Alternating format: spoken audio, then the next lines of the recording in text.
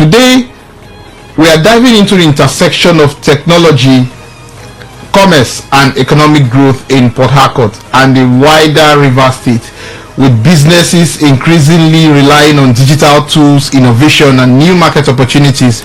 The role of institutions like the Chamber of Commerce has never been more critical. Joining me to discuss this is Engineer Ibiniaye Wale, founder, CAD Consulting Limited, and Secretary, Commerce, ICT, NGO, and SME Trade Group, I think with the Port Harcourt Chamber of Commerce. Thank you for joining me, sir. Thank you for having me. You know, I'm so happy. This is the first time I'm having a guest from Fasima. Oh, this is great. Now, thank you very much. Yes, let's head straight to this conversation. Now, how is the Port Harcourt Chamber of Commerce encouraging businesses in the city to adopt new technologies? Okay, well, first and foremost, Port Harcourt Chamber of Commerce is a business organization. It's synonymous to a general hospital where you have different units, different departments. By the way, we have our first female president, Dr. Chinyere Ngoga. Port Harcourt Chamber of Commerce has been established since 1957. That's 68 years ago. Well, there are a lot, because it's a business hub. And a business hub simply means a place where you go to find business solutions, and you get training, you get access to market, access to finance, and then you have mentors, people that are well advanced in those business sectors that you operate in as a business person.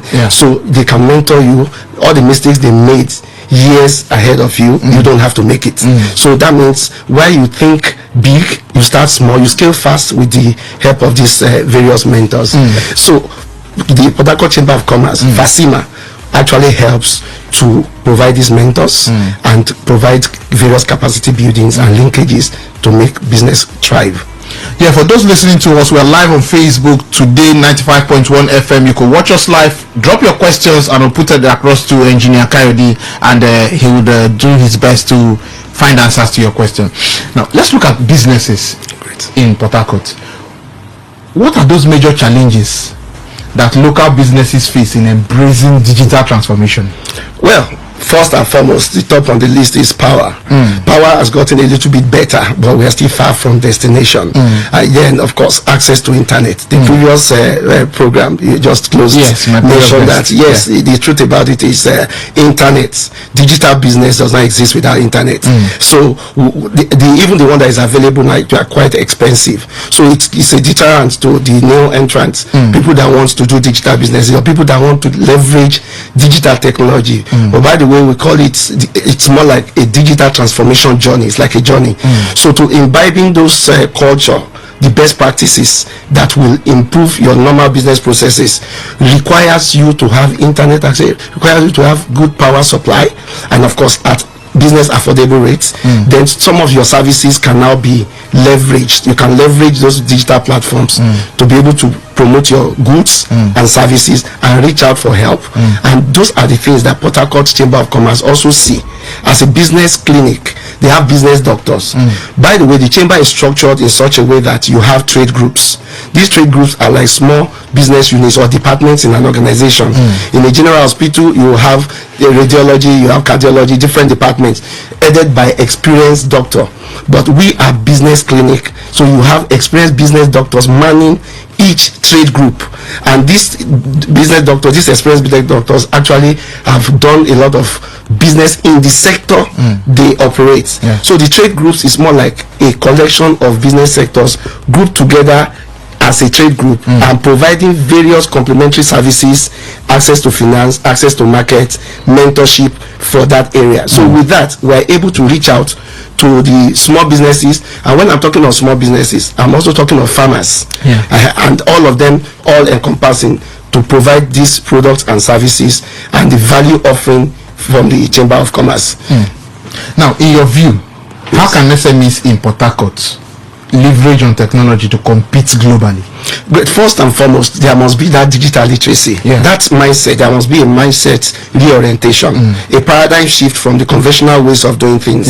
So what that simply means is the chamber as a platform to learn, we provide a lot of trainings, to upgrade people that are interested in starting their digital transformation. In fact, it's no more an option.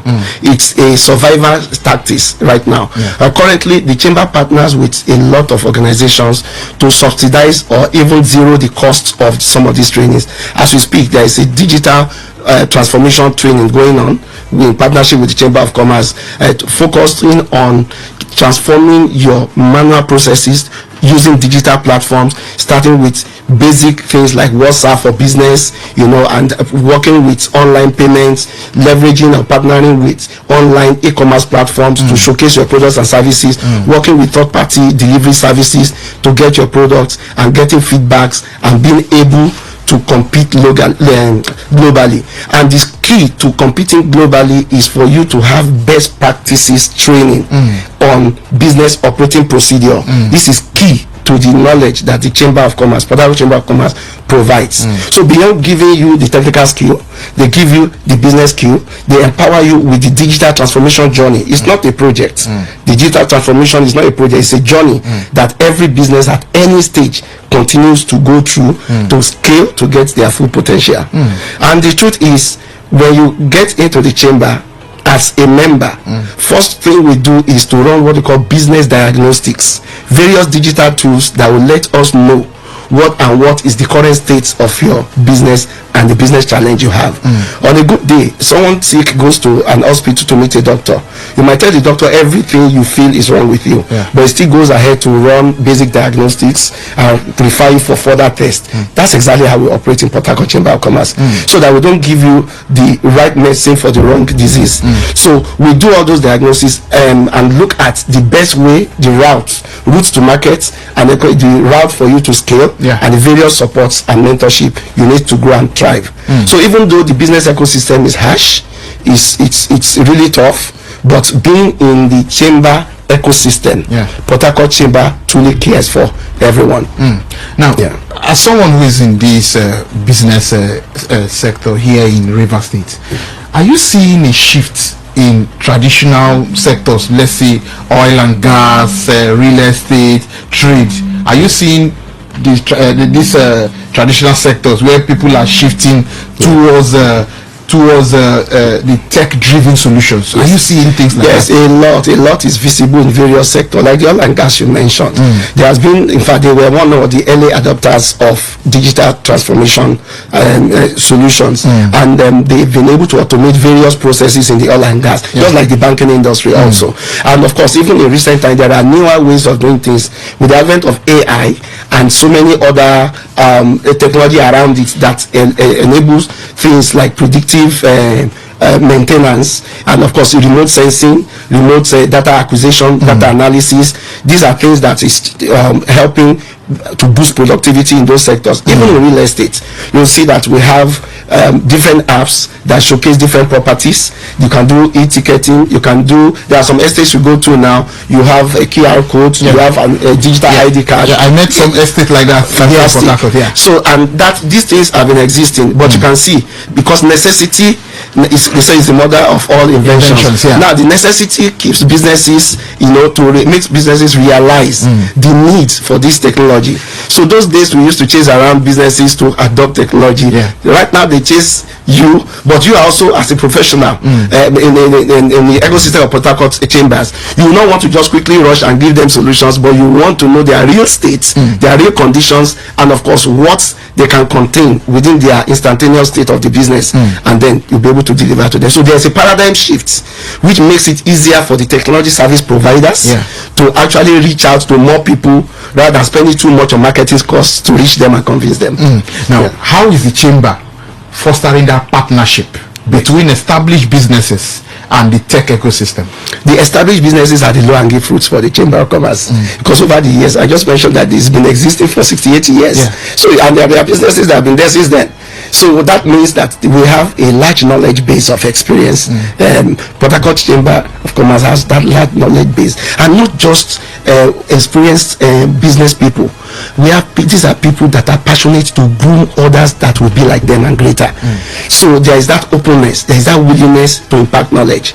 So what we do is to leverage those ones as mentors, and then to also onboard the new ones to actually follow the path, but this time around they are both now leveraging technologies. You may be there for 20-30 years and not using the appropriate technology to give you better productivity. We look at those. That's why I say we keep diagnosing all the time and to continue to provide scope of interventions that will make them scale.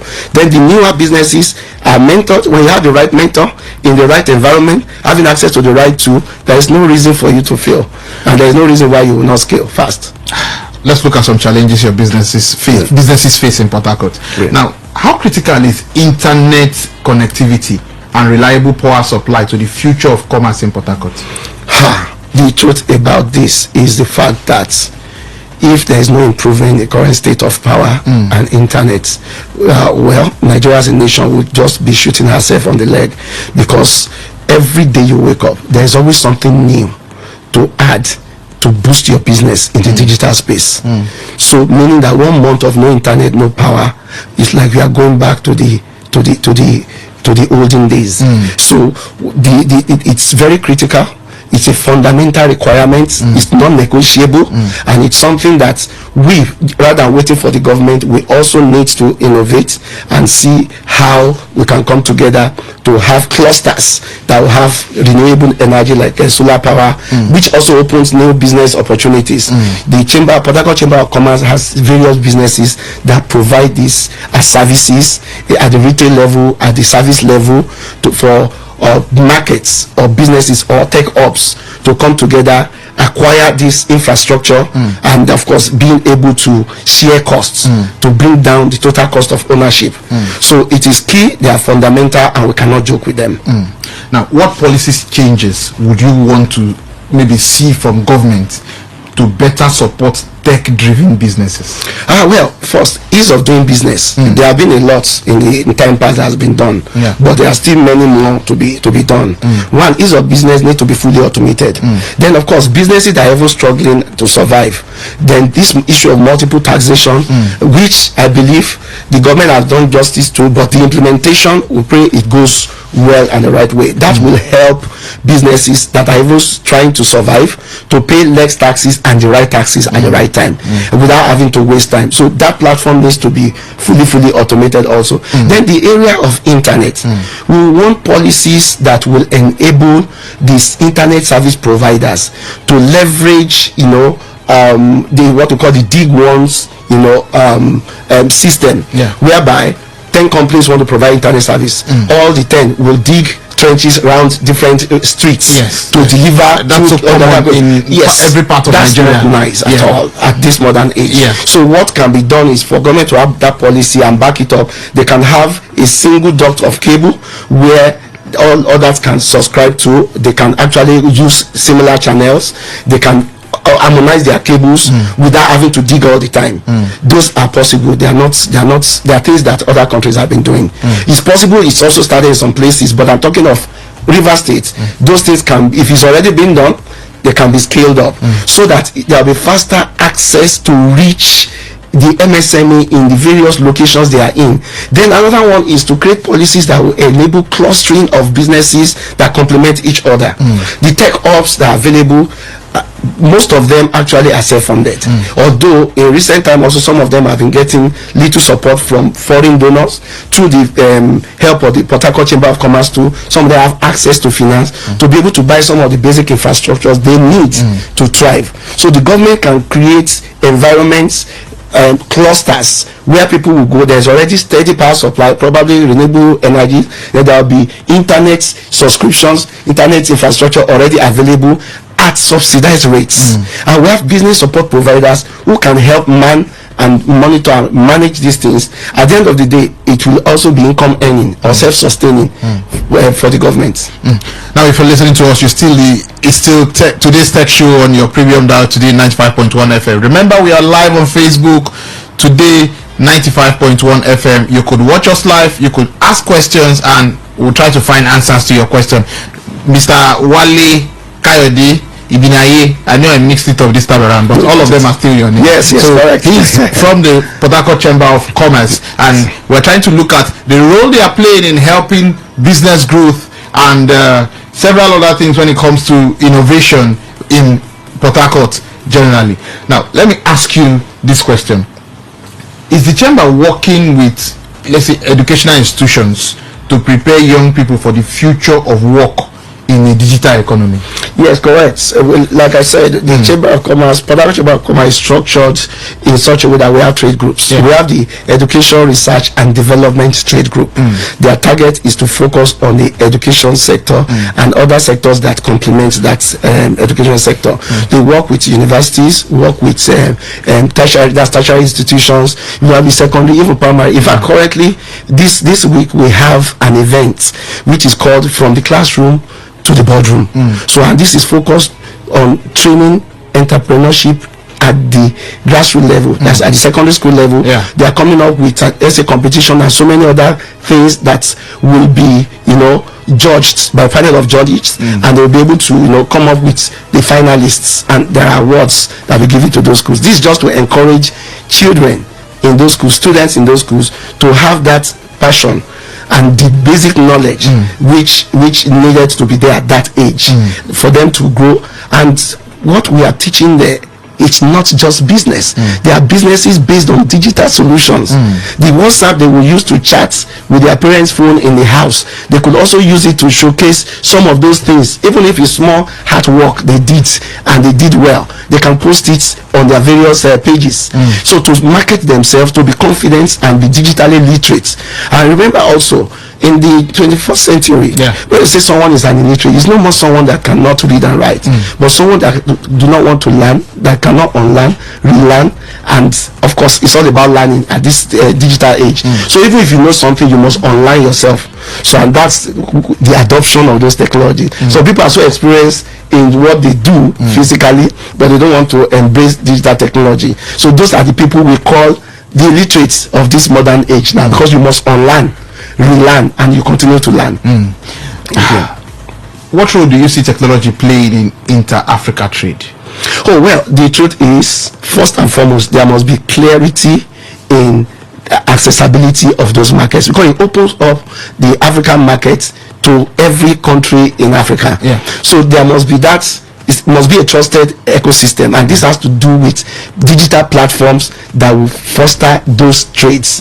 It should be like an e-commerce platform that people will be able to have access to various products from different countries, and will be able to make payments with immediate effects.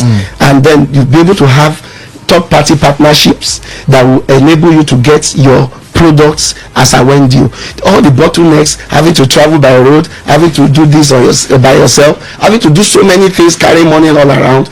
Technology will make it very, very simple. You can be here as you buy on Konga, as you buy on Jumia within Nigeria. You can be here and buy from any African country. So technology is just the key to make that work, and we cannot but just leverage those technology, and they are already existing. It's been on since 2001. Transaction has been going on. So Paystack and Flutterwave can also come up, because these are platforms we are all used to already, and they are of Nigerian origin. They can also scale up to cater specifically for this area, and that will surely bring more confidence, meaning that if you have done transactions on those platforms, Paystack, Flutterwave, you will be able to also do it when you go to the e-commerce platform that the African trades free trade area is providing. So the transactions, the visibility of businesses in Nigeria, you can imagine, as a tailor, you have a product that is so localized to us. You have a niche. You are producing products that the foreigners need. You can imagine being able to take orders from several African countries, right, about 55 African countries that are already signed up and are active. So it goes beyond just the local marketing. The technology will allow us to scale beyond the shores of Nigeria. Now, before I forget, how is Fasima working with Startup South and their mobilization of members to participate at the conference? I think it's at the end of this month to the beginning of next month. How is Fasima working with Startup South and their mobilization of their members? How are they doing that? Fantastic. You see, there is a collaboration, there is tight integration by Port Harcourt Chamber of Commerce with various programs, various hubs, and various initiatives within the state and even outside the state. The convener of Startup South, even Mr. Uche was actually at the program 2 weeks ago in Port Harcourt Chamber of Commerce. We're doing digital transformation for the members of Chamber. He came and he actually also pitched this event. The event is not new to us. We are part of the event. So the members of the Chamber on the various platforms are also aware. I personally will be there myself, and you can be sure I represent the Port Harcourt Chamber of Commerce right now. So, and it's a technology solution that enhances what we do as a business organization. So there's almost no program we do at the Chamber that Uche doesn't come or have at least an input or support or even sponsor. So it's a key partner, and that means as Startup South is starting up activities for this year, they are also actually carrying Port Harcourt Chamber along with because the target audience that we are also targeting are the people is building solutions and is also enhancing various businesses. Remember, those startups, the technology startups, the products and services they offer, the customers that they need are actually the Port Harcourt Chamber of Commerce businesses. So you can see that we are naturally going this partnership. There's that partnership. It's a natural partnership. My final question to you. Yes. What is your vision for the Port Harcourt Chamber of Commerce in the next, say, 5 to 10 years, especially in driving tech adoption and business growth? Well, first and foremost, my personal vision for Port Harcourt Chamber of Commerce, which is in alignment with the vision of the Port Harcourt Chamber of Commerce for the next 5 years, is first, we want it to be a digital first chamber. And with that, it means that it's an example of a digital transformation environment that encourages even partnering business or member businesses within the chamber to be able to leverage technologies to grow. So when you yourself, you are a good example, you can be sure that you talk less for people to adopt. So, and that process has been ongoing. And then, two, we want a situation whereby there will be digital innovation hubs that are functional and are powered by the chamber. What do I mean? Currently, the Port Harcourt Chamber of Commerce is a physical building which will still remain physical, but we want to have services, we want to have the virtual form of it. For example, like Blink Hub, it's actually a business hub that the chamber is also leveraging to reach out to various customers, various members, new members that are not even part of Port Harcourt Chamber, to know what the value proposition and value offerings of the chamber. So in the next 5 years, we want more digital innovation hub, looking at various sectors to be able to address their business issues on real-time basis.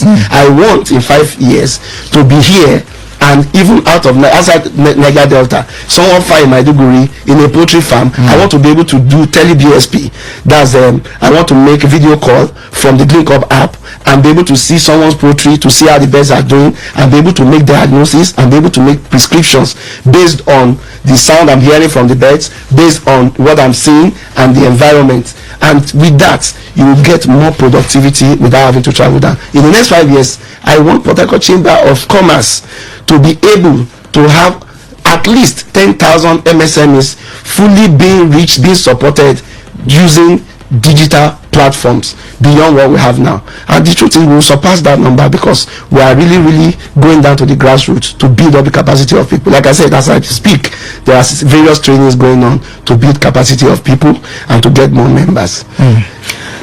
Engineer Ibiniaye Wale Kayode, founder CAD Consulting Limited and Secretary Commerce, ICT, NGO and SME Trade Group of the Port Harcourt Chamber of Commerce. Thank you for joining me on the show today. I hope I will have you again soon because it was an interesting conversation to have. We are always available for you.